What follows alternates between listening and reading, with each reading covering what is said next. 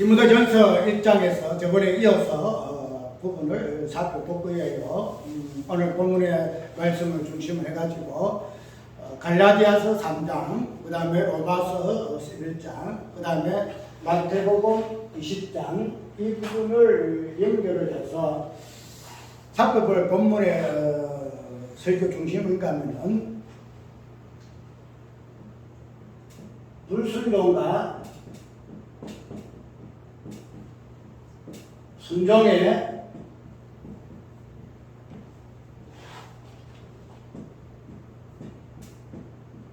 관계성의 실체,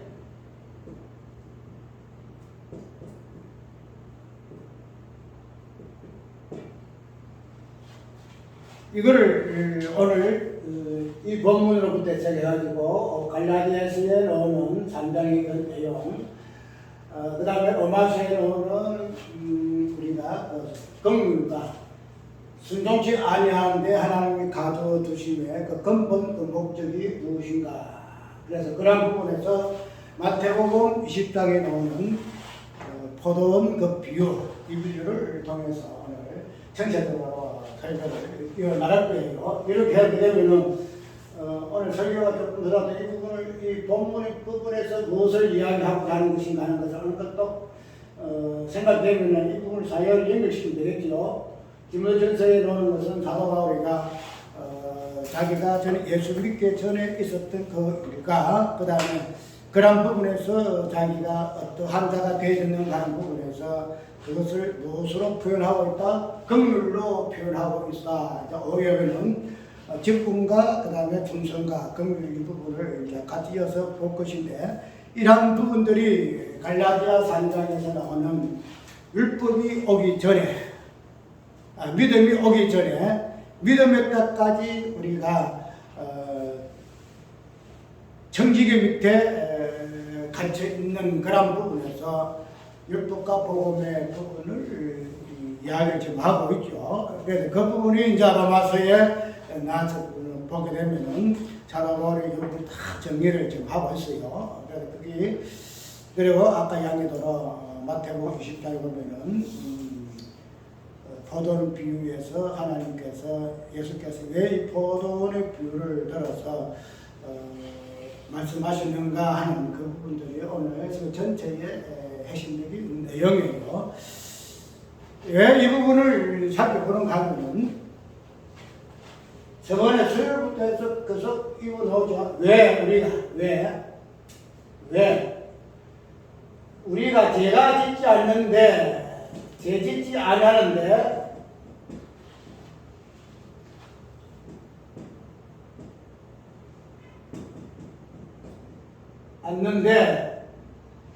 왜 죄인이다? 왜 죄인이다?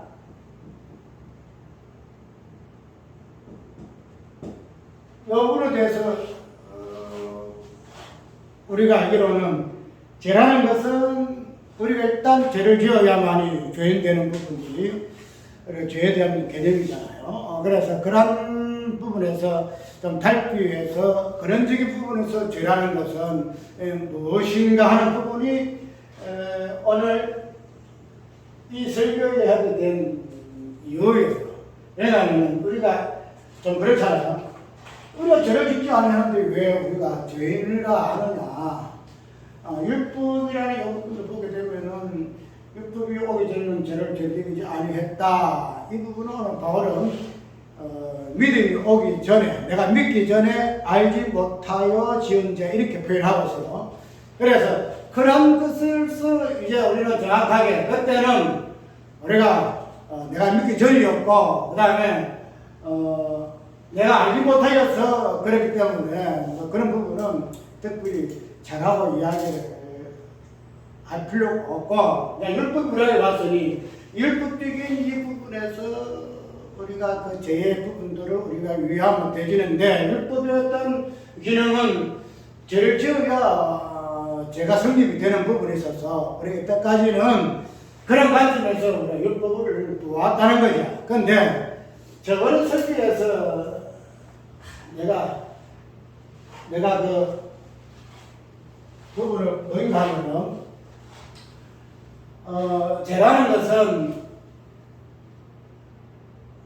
디모데 전서에 있는 그 내용 보게 되면은 쭉 죄 목록이 쭉 나오잖아요. 죄 목록이 쭉 나오는데 그 죄 목록들을 부분을 보게 되게 되면은 어떻든 우리가 이때까지 우리의 생활에서 지을 수 있는 그 죄 목록들이 쭉 나와요. 그런데 그 죄 목록들은 우리가 지어야만이 그 죄가 성립을 하는 부분으로 이때 알았지만은 저번 수요일 속에서는 남자와 여자의 관계 속에서도 이해하고 부모와 자식 간의 관계에서도 왜 하나님이 남자와 여자를 만들었고 부모와 자식의 관계를 하나님이 설정하셨는가 하는 이 부분에서 이야기했잖아요.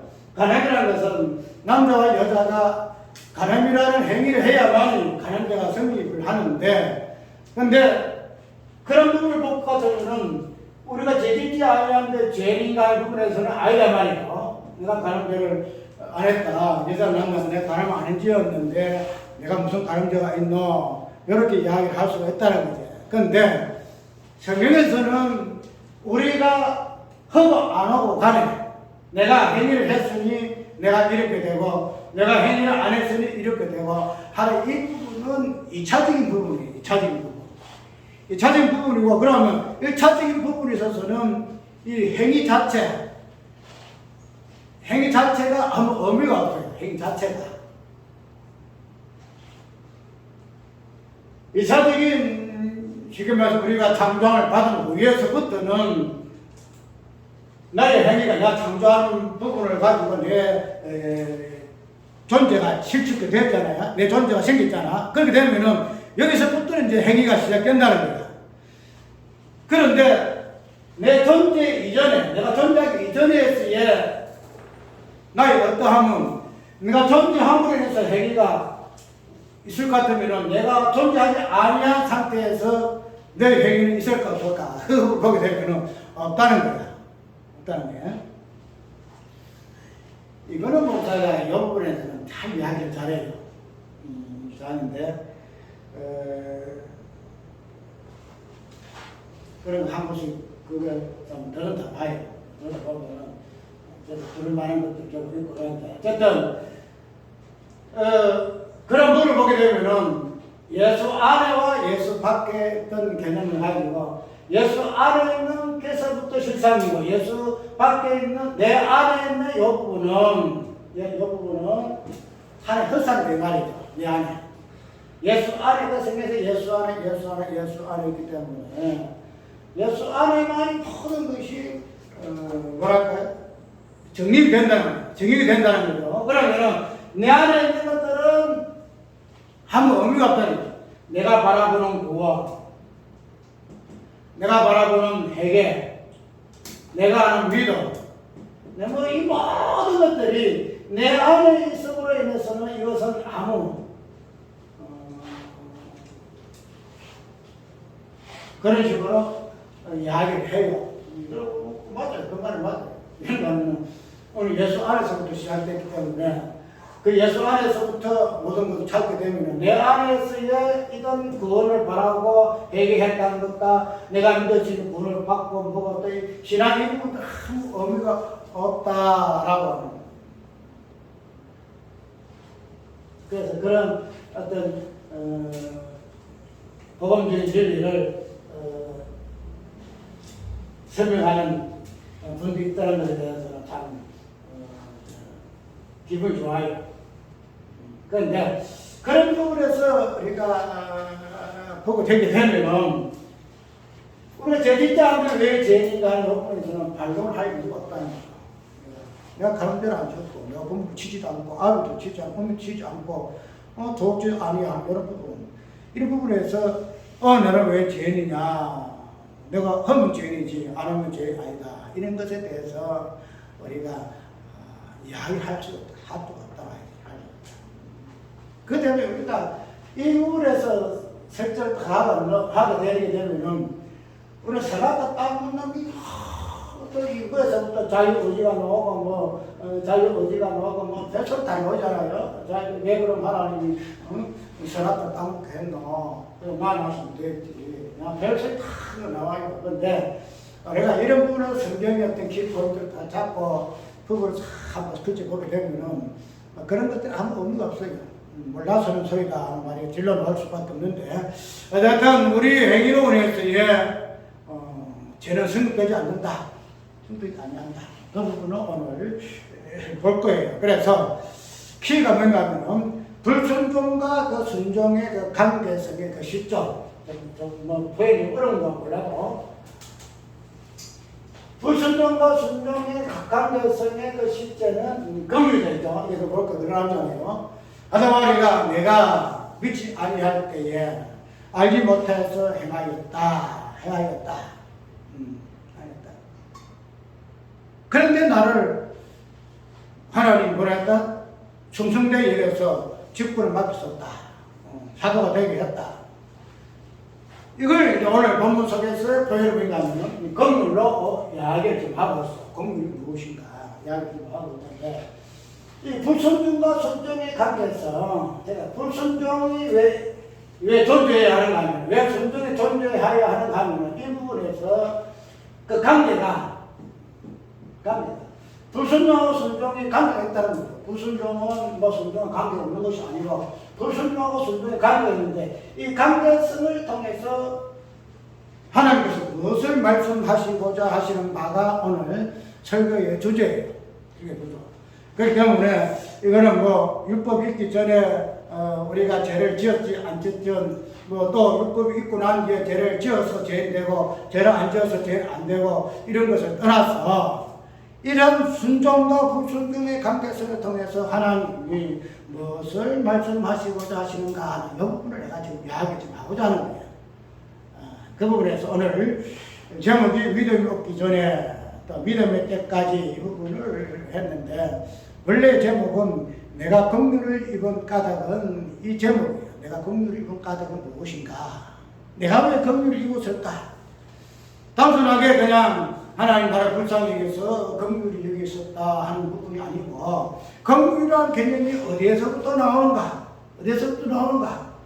나를 불쌍히 여기시고 그냥 이렇게 해서 나를 이 부분을 긍휼히 여기신 개념이 아니고 긍휼이 여기 있다는 이 긍휼의 개념은 뭔가의 어떤 질서를 따라서 이 긍휼이라는 개념이 나와요. 질서를 따라서.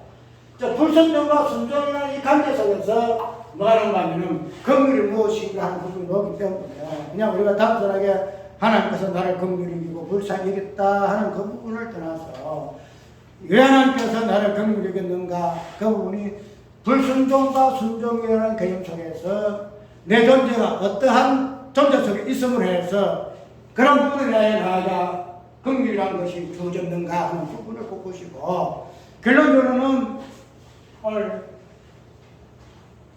불순종과 순종이라는 이 개념의 관계성, 이 관계성의 그 실체의 부분은 항상 이야기해요. 성경은 누구를 이야기해요? 예수 그리스도를 이야기하고 있다는 거죠. 그래서 그 부분에서 실체는 무엇이냐? 예수 그리스도시다. 이 부분을 내가 오늘 할게요. 그래서 이걸 하게 되면 지금 들어가서 이야기하는 그 내용들은 하나의 설명적인 부분이지 아니 본질적인 중요한 내용은 다 나온 거예요. 그래서 일단은 그것을 조금 더 첨부해가지고 이 부분 하나하나 조금 설명한다는 것 뿐이지 다 나온 거예요. 마지막 결론까지 예수 그리스도가 긍휼이시고 그분이 불순종과 순종의 그 관계성에서의 관계가 무엇으로 예수 그리스도 실존으로 보여주는 분이신데 이 부분이 긍휼의 본체시다 하는 부분으로 성경 이야기하고 있다는 것을 이야기 좀 하고 싶다는 거죠. 오늘 그 디모데전서 12장에 나오는데 본문을 따라서 볼 것 같으면은 사도 바울이가 지금 그 본문을 계속 이어서 율법적인 부분을 이야기를 좀 하고 있죠. 저번 수요일 날에 보면은 영광의 복음을 쫓는 그 율법이라 이렇게 해서 율법을 선하게 쓰는 것이 율법을 바로 세우는 것이다. 그 부분에서 우리가 잠깐 살펴봤다는 거죠. 그래서 율법이 무엇인가 하는 부분에서 결코 율법은 뭐 율법 배기론자와 같이 그러한 부분이 아니고, 율법이란 것은 영광의 복음을 쫓는 그 뒤에 쫓아가는 그러한 개념인데, 율법이 영광의 복음과 관계가 없으면 율법은 진짜 율법이에요. 진짜 율법이에요. 그런데 이 율법이 영광의 복음을 쫓아간다는 거예요. 같이 동행한다는 거예요. 같이 동행. 그렇기 때문에 율법이 뭐예요? 율법도 선한 것이다. 이 이야기를 지금 하고 있다는 거예요. 그래서 본질적 부분을 보게 되면 율법도 복음이다. 이렇게 이야기한다. 왜? 율법이 없으면 복음이 없다는 거죠. 율법 복음이 없어. 또 복음이 없으면 율법이 없다는 거죠. 그래서 이러한 모든 것들이 관계성을 우리가 보여주는 부분이기 때문에 이 관계성이라는 것이 굉장히 중요한 관계성이라는 것이에요. 그래서 우리가 뭐 구원도 예수 그리스도 나와 관계성. 내가 전에는 내 안에 있었는데 내가 예수 그리스도 안에 관계성 안에 들어가고, 그 다음에 그 부분이 원론적으로서는 예수 그리스도와 하나님과의 관계성. 아버지와 내 안에, 내가 아버지 안에 그 관계성. 그렇기 때문에 그러한 부분에서 모든 것이 관계성을 우리가 이해하게 되게 되면은, 오늘 바울이가 디모데에게 이야기하고 하는 이 부분을 통해서 왜 율법이 긍휼의 이 부분에서 시작인가 하는 부분을 제가 찾아보자 이거예요. 사도 바울은 우리가 참 유명한 고백 있잖아요. 로마서 복 같으면 나는 오라 공부한 사람이로다. 이런 고백이 참 유명하잖아요. 공부한 사람이로다. 그리고 또 오늘 본문에 있는 것으로 어떤 고백이에요? 나는 죄인 중에 개수죄인이라는 고백. 이 두 가지가 사도 바울의 신학이에요. 사도 바울의 그 신학. 이게 다 있어요, 이 안에. 그러면은 사도 바울이 오늘 본문에서 이야기하고 있는 죄인 중에 개수죄인이다 하는 이 부분에서 왜 이런 고백이 튀어나올 수밖에 없게 되었는가 하는 부분을 봐요. 사도 바울은 그냥 자기가 아이고 내가 이런 뭐 예수 믿고 보니까 참 내가 죄인이다 하는 이 부분을 떠나서, 아까 이야기했잖아. 우리의 행위라는 것은 내가 어떻게 함으로 인해서 내 행위가 이렇고 저렇고 되지 아니한다는 거예요. 다른 말로 말하면 내가 함으로 인해서 이 행위가 되어지고, 내가 안 함으로 인해서 이 행위가 아니 된다는 것이 아니다 말이에요. 내가 하고 안 하고를 떠나서 행위라는 부분은 우선적으로 앞서가 있다는 거예요. 내가 행동하기 전에 행위라는 개념은 먼저 앞서가 있어요. 사도 바울이가 오늘 고백, 특별히 로마서 이 고백을 보게 되면은 율법적인 부분에서 자기의 존재를 보잖아요. 아, 제 몸이 이런 것이구나. 내가 아무리 의의 몸으로서 의의 백기로 사람을 드리고자 해도 그것이 안 되는구나. 그래서 오라 공부한 사람이보다 하는 부분에서 자기가 그런 것들을 겪고 나서에 그런 고백이 나왔다라고 우리가 이야기하잖아요. 그런데 원론적으로 볼 것 같으면 사도 바울이가 그런 로마서의 어떤 율법적인 부분에서 그 부분을 가지고 자기가 이렇게 저렇게 해서 고백이 이런 고백을 할 수밖에 없다는 존재로서 고백이 나왔다 할지라도 이보다 앞선 것이 있다는 거야. 이보다 앞선 것이. 왜 바울이가 이러한 고백을 할 수밖에 없게 되었는가 하는 부분이 있다는 거야.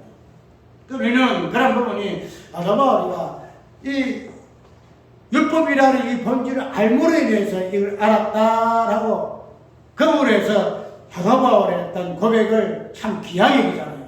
사도 바울 참 위대한 신학자요, 복음을 아는 자다. 이래서 사도 바울의 어떤 행위적인 부분을 우리가 많이 보잖아요. 그런데 하나님께서는 이런 사도 바울의 행위적인 부분을 앞서서 바울이가 이런 행위를, 이런 고백을 아니할 수 없는 그러한 여건을 이미 조성해 놓으셨다고 우리는 이해를 해야 한다는 거예요. 좀 설명 어렵죠? 그건 나중에 내용은 좀 이해될 거예요. 그러면은 오늘 본문 속에서의 사도 바울이가 나는 제수 중에 개인 제수다 이렇게 이야기를 했는데 그 이유가 뭔가 하면은 12절 나를 영하게 하신 그리스도 예수 우리 주께 내가 감사하는 나를 충성되이 여겨 내게 직분 맡기심이니, 맡기신 분이 내가 전에는 해방자여 핍박자여 포행자여서나 도리어 긍휼을 입은 것은 내가 믿지 아니할 때 알지 못하고 행하였으리라. 이렇게 지금 이야기를 했어요. 그러면은 사도 바울이가 이런 부분에서 하나님이 나를 충성되게 여겨서 직분을 맡기셨다 이렇게 고백을 해요. 계속하는데 우리가 사도 바울의 어떤 핍박했던 모습과 핍박 후의 모습을 잘 보잖아요. 사도 바울 어떤 사람인지 어디로 가다가 그랬어요? 담에색으로 가다가 그냥 거기서 거꾸로 접잖아요. 그 담에색 가는 이유가 뭐예요? 자기가 오늘 본문에 말했던 믿음을 되직하기 위해서 년자 죽이기 위해서 간 거예요. 그런데 이런 부분에서 사도 바울이가 딱 회개를 할 때에 뭐가 나왔어요? 회개할 때에 하나님께서 그를 불러시고 그를 갖다가 돌이키실 때에 그가 바로 뒤에 보게 되면은 바로 예수는 그리스도시다 이 정확한 모습이 나와요. 보게 되게 되면 여기에서 바울의 어떤 모습에서 내가 직분을 받아서 충성되이 여기 충성되이 했기 때문에 충성되이 여기서 보면서 충성되이 여기서 나를 직분을 맡았다 이렇게 표현을 하고 있는데 과연 사도 바울이가 사도로서 충성을 한 사람이냐 사람 아니냐 이걸 한번 보게 되면은 결코 충성한 사람이 아니라 우리가 어떻게 보면 직분하게 될 때는 저 사람이 직분을 맡겼으니까 충성을 하겠지 이렇게 해서 그 부분이 시간적으로 시각 차려주잖아요. 그런데 사도 바울이가 충성이라는 이 개념 쓸 때는 자기가 바로 핵심하게 이 부분을 가지고 충성되어 여겼다 그래서 직분을 받았다 이렇게 이야기를 해요. 자기가 직분을 받아서 죽도록 충성을 해가지고 하나님이 예수님이 충성치를 여기에 직분 준 것이 아니고 나를 이미 충성하지도 아니했는데 나를 충성되어 여겼다 이렇게 이야기하고 있다는 거예요. 그거 되면은 아까 이야기대로 우리가 보통 충성이라는 것은 직분을 받아서 일을 막 해야 마지막에 당신이 1년 동안 당신이 집사라서 충성 많이 했네요. 요구는 하잖아. 그런데 이런 것이 있기 전에 이미 충성되어 여겼다는 거야. 그래서 충성되어 여기니까 그 직분이 주어졌다는 거야. 그래 보게 되면은 사도 바울이가 이 부분에서 왜 자기 자신을 긍휼로 이 부분을 표현했을까? 충성되어 일을 해서 직분을 맡아서 충성되어 일을 했어서 이 부분에서 하나님 예수님께서 칭찬하셨을 것 같으면은 이게 말해서 직분을 줬을 것 같으면은 이 긍휼이란 말이 나올 수가 없어요. 긍휼 말이요. 무슨 말인가 하면은 자기가 사도라서 참 복음을 전하고 축도 충성했잖아요. 많이 수목해 했는데 이런 부분을 다해서 그런 어떤 충성된 행위가 있어가지고 예수님이 그에게 직분을 맡겨서 해줄 것 같으면은 이런 긍휼이라는 표현이 없어요. 될 수가 없어요. 왜? 정당하니까. 내가 적도로 충성했으니까 긍휼 무슨 필요 있어. 안 그래요? 내가 내 행위대로 내가 한 만큼 내가 칭찬받는 건데 무슨 의미가 있냐. 그런데 자기가 충성되지도 않았어요. 지금 말해서 포행한 자여 핍박자여 해방하는 자야. 충성하고는 거리가 멀어. 충성은 그냥 예수님 말씀 순전한 충성이잖아. 그런데 이 보면 불순종한 존재로서 포행하는 자, 핍박자여 해방하는 자여 이렇게 이야기하고 있다는 거지. 그러니까 그러한 부분에서 당신을 충성되게 여기서 직분을 맡겼었다. 이거 보니까 여기서 사도 바울은 긍휼이 무엇인가를 알게 되는 거야. 긍휼이. 이게 긍휼이구나.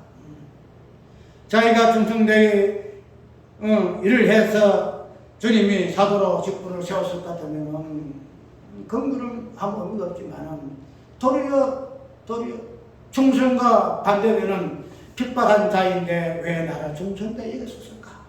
이 부분을 지금 이야기를 하고 있다는 거죠. 그러면은 우리가 오늘 이 본부 속에서 쭉 보게 되게 되면 왜 예수님께서 사도 바울이가 이런 부분을 자기 자신을 고백하게 되었어요. 아까 이야기했어요.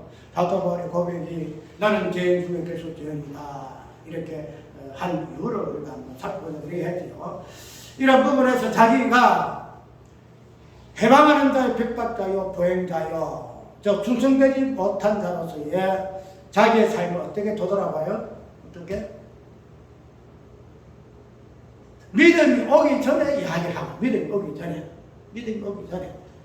또 그 부분을 다르게 표현하고 보면은 내가 알지 못하고 해하였다.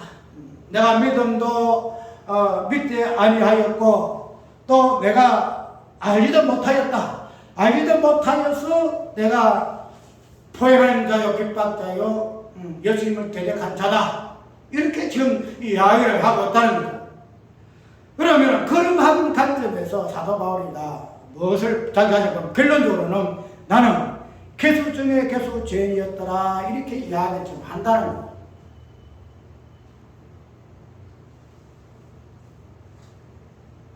우리가 볼 때에 그냥 율법 없이 그냥 복음 쫙 바로 왔으면은 바로 복음 바로 왔으면은 아브라함 시대에 그냥 복음적인 실체적인 부분이 2000년 뒤에 오시는 것이 아니고 그때 당시에 이스라엘 백성들에게 언약이 주어질 때에 언약의 실체가 되는 예수 그리스도 바로 왔었으면은 이런 복잡한 과정을 할 이유가 없어요.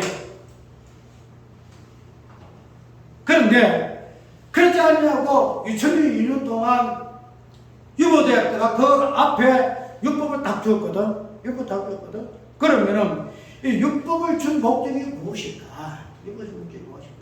이걸 사도 바울은 뭐라고 해서 내가 믿기 전에 알지 못하고 행하였다. 이렇게 좀 이야기를 하고 있다는 거죠.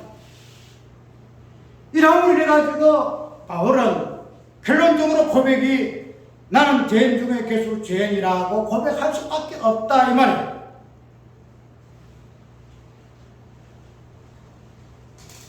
하나님이 바울에게 그냥 율법을 알기 전에 바울이 태어났을 때부터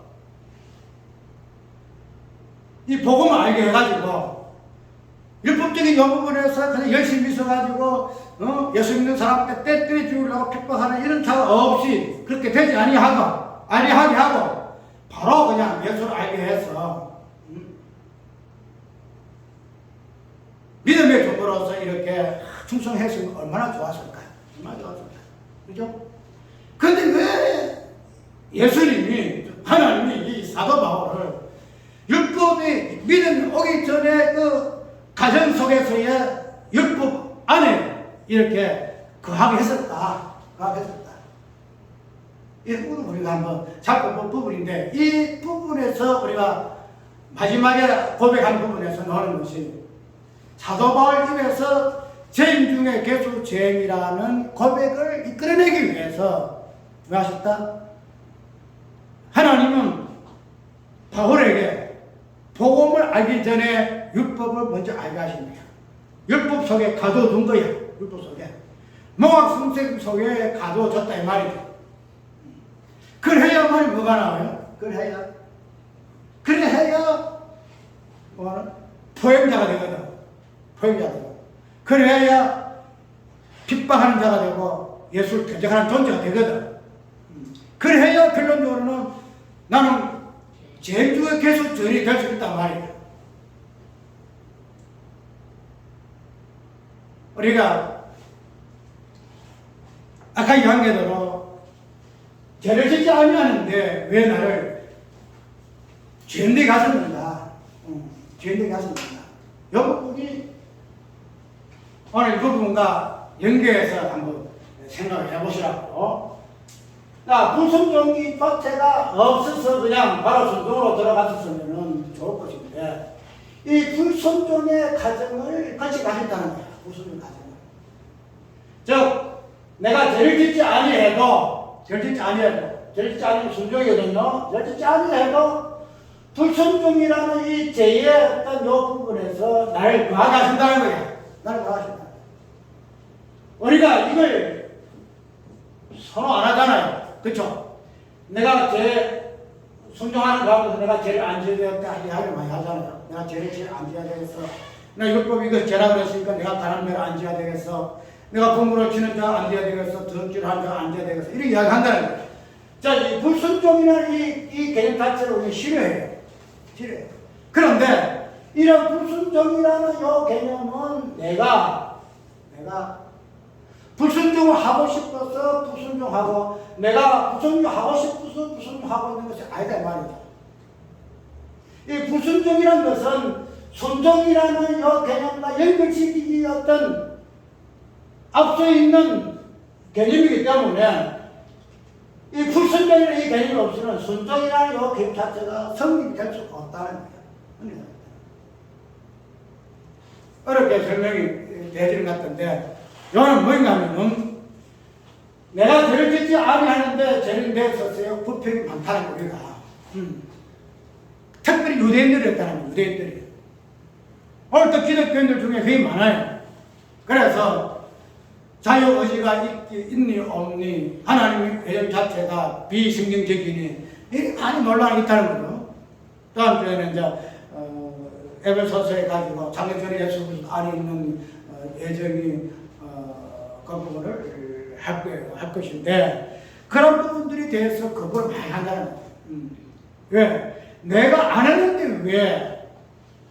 내가 해야 하는데 내가 하게 됐는데 왜 나를 들이다느냐? 그 자체를 내가 할 수 있는데 내 의지 자체를 거부하고 당신이 마음대로 결정하는 이 말이에요. 그게 이유가 뭐예요? 그 이유가 내가 죄를 짓지 아니하시면 내가 죄인이 아니다 이거야. 죄지 아니다. 근데 이미 우리는 죄를 짓지 않아도 이미 죄인이야. 여기다. 이 부분을 하나님께서 왜 이끌어 가시는가 하는 부분에서 그렇게 해야만이 뭐가 해요? 순종이라는 개념이 나오잖아요. 이게 없이는 순종이 나오지 않아요. 내가 만약에 죄 짓지 아니하면 죄는 아니고 내가 죄를 지어야만이 죄 된다는 이 개념이 있을 것 같으면 이 순종 개념이 나올 수가 없어요. 이 비성경적이 되어버려요. 비성경적으로. 얘가요? 우리 보통 이제 내가 순종함으로 순종되어지는 것이지 내가 불순종함으로 해가지고 내가 왜 순종하는 부분과 연결되느냐. 그렇지 않아요. 그래, 이걸 논리적인 부분에서 얘가 좀 어렵고 이때까지 여부를 좀 저 멀리 보내놨기 때문에 어디 순종만을 이야기하고 있다는 거죠. 그래서 그렇게 되게 되면은 아까 이야기한 그대로 모든 성경의 이 부분이 틀어져요. 성경 부분이 그냥 완전히 그냥 180도 바뀌어버려요. 선악과 까먹는 거부에서부터 틀려버려요. 그럼 하나님이 선악과를 왜 까먹겠냐? 자기의식 없을 것 같다. 그냥 무조건 딱 막아놨으면 우리가 뭐래 선악과 까먹을 일 어딨나? 선악과 까먹고 해놓고 말이야 우리 보고 죽을지 살지 이렇게 하는 거죠. 그게 성경이 아니지 않느냐? 이렇게 또 이들 논다는 거야. 이는 논다는 거야.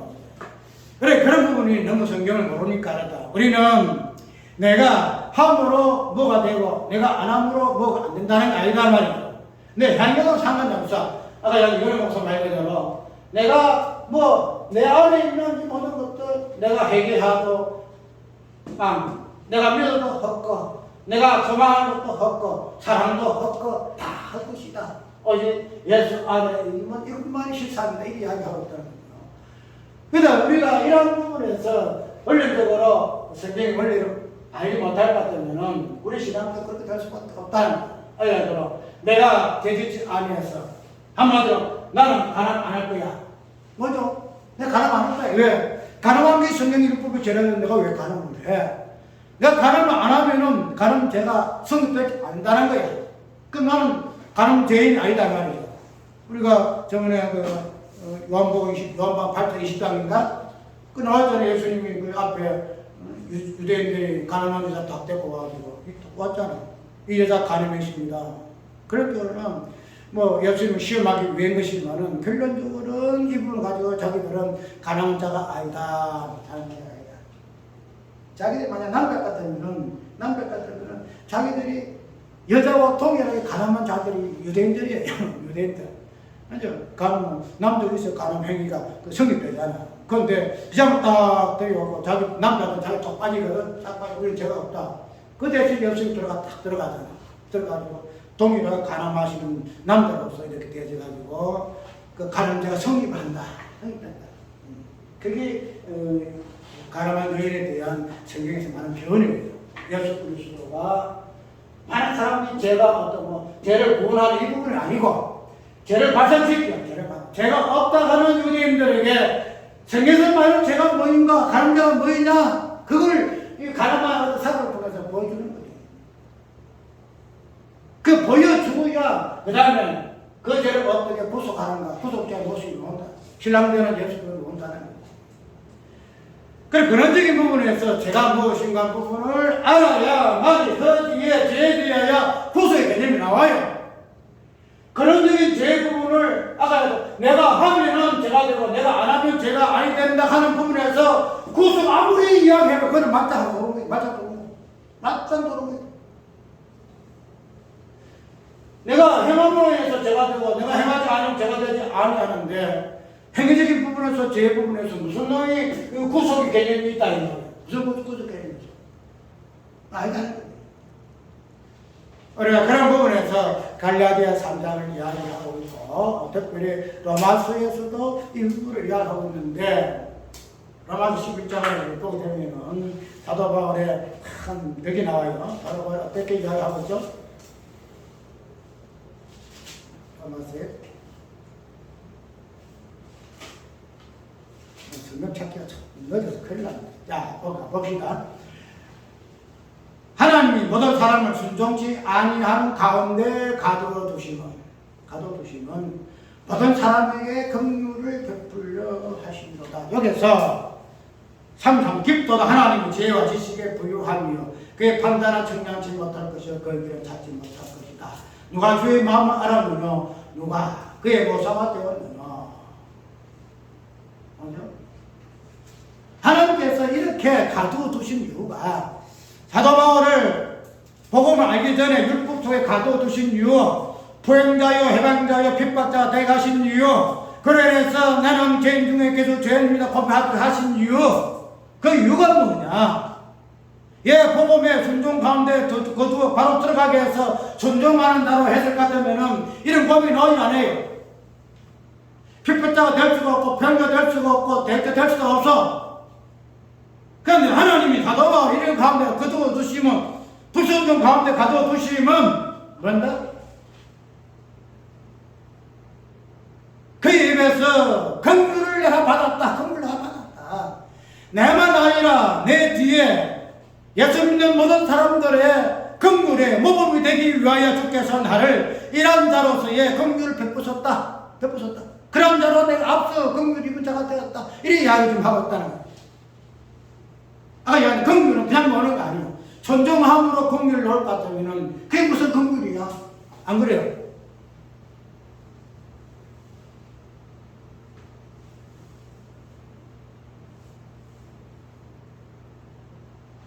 로마서 11장에 나오는 사도 바울의 이 고백은 자기 개인의 고백이 아니고 이스라엘 전체.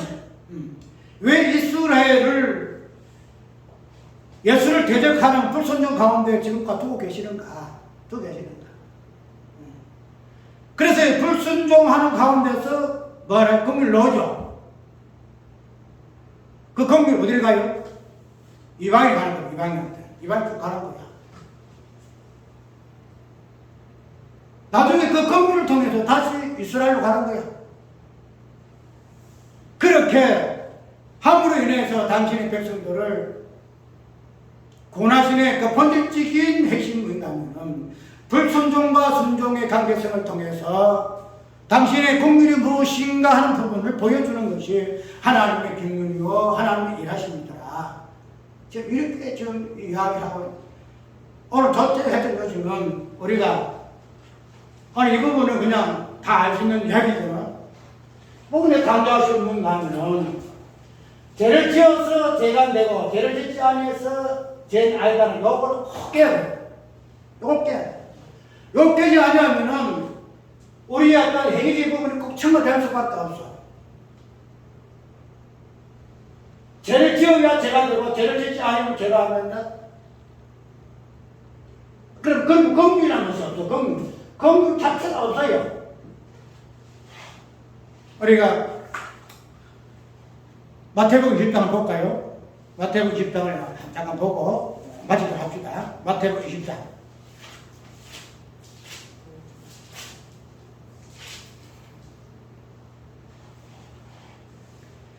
일절아 잠깐 읽을게요. 천국은 마치 풍군을 얻어 포도원에 들어보내려고 일어나 아침에 나간 집주인과 같더니 저가 하루에 한 데나리온씩 풍군들과 약속하여 포도원에 들여보내고 또 제3째 나가보니 장터에 놀고 있는 사람들이 있는지라.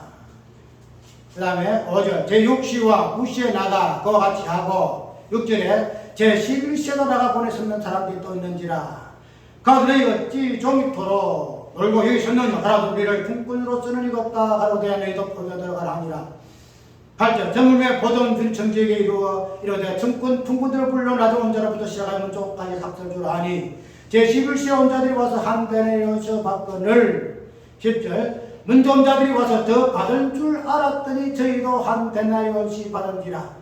받은 후 집주인을 건망하여 들어오되 나중 온 이 사람들은 1시간만 일하였거늘 저희도 종일 수고한 저희를 견딘 우리와 같게 하였나이다. 주인이 그 중 한 사람을 찾아봐야 가로되 친구여 내가 내게 잘못한 것이 없노라. 내가 나와 한 데나리온 약속하지 아니하느냐. 내 것이나 가지고 가라. 나중 온 이 사람에게 너와 같이 주는 것이 내 뜻이니라. 내 것을 가지고 내 뜻대로 할 것이 아니냐. 내가 선함으로 내가 악하게 보느냐. 이와 같이 나중된 자로서 먼저 되고 먼저 된 자로서 나중되리라. 11시에 들어온 사람하고 지금 저녁에 한 맛집쯤 돼서 들어온 사람하고 아침 새부터 우리가 있잖아요. 그 한 사람들 아주 일하는 사람들 요새 노가다 하는 사람들은 13만 원 해요. 13만 하는데 그 13만을 딱 해가지고 아침 새부터 막 7시 반쯤 와서 일을 했다. 다시 맞췄다. 그런데 한 4시나 들어와서 또 와서 그러니까 이제 4시부터 온 사람한테 13만 딱 주는데 이 사람을 우리가 13만원 이야기했지만 이 사람이 1시간밖에 아니면 13만 줬으면 우리는 뭐라도 15만 이상 안 주겠나. 이러는데 우리가 13만 주거든. 그러니까 시비 거는 거야. 왜 13만 주노? 성경이 그대로잖아. 내가 당신하고 약속하니 한 데나리온 한 데나리온. 그런데 왜 약속드레신지 받아가지고 왜 내가 이 사람 좋게 봐가지고 일도 안 했는데 좋게 봐가지고 11만 13만 원 정도 가지고 이가 왜 10이냐? 이것이 긍휼이 된 말이지. 이것이 긍휼. 일을 해서 그냥 받았으면은 그게 무슨 긍휼이고 마땅히 그냥 자기 행위대로 받았으니까. 응? 그래서 창덕 차동문 자체가 얼마나 비신경적이지. 우리가 총신의 차영배 교수 밖에는 이거 다 알아요. 총신의 차영배 교수 차동상금만 있거든요. 상상금만. 무슨 김종선 목사에 들어가고 차동상금 얼마나 비신경적인지. 참그 사동론을 하게 되면 그 자체가 행위적인 부분이거든. 행위가 이렇고 한 사람에게 이렇고 저렇고 그것이 총신 출신의 교수가 들어갔거든. 총신 하지만 어쨌든 우리는 오늘 본문 속에서 사도 바울이가 이야기하자는 이 부분은 율법의 존재적인 부분에서 목적이 갈라디아서 말한 것으로 믿음이 오기 전에 역할적인 부분을 이야기하고 있다. 그래서 이 부분이 그걸로만 끝나는 것이 아니고 율법이 오기 전에 이 부분에서 그냥 율법이 복음이 오시니까 그냥 피가 필요 없어 이런 거 아니다 말이야. 믿음이 오기 전에 율법을 처음 유감해가지고는 믿음 안에 있는 긍휼이 무엇인 것을 끄집어내기 위해서 율법이 왔다. 율법이 왔다. 그래서 이 부분에서 유대인들 율법에 대해서 신화 이야기를 하고 다음 하려면 그 부분은 모르겠는데 예수 그리스도 교회는 하늘의 천사들에게도 비밀을 이야기하는데 부분을 지하는데 그러한 부분에서 율법의 어떤 허용성을 부인하고 우리는 율법과 상관없어. 우리는 천사와 같은 존재이기 때문에 사람에게만 율법이 필요하지. 왜? 그 사람들에게 죄만 있고 우리는 천사 존재는 죄가 없다.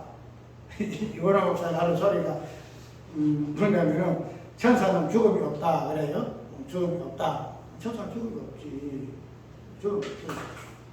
이거는 죽음이 없는데 왜 이 천사에게까지 이 부분을 교회가 비밀을 이야기해야 하는가 하는 부분은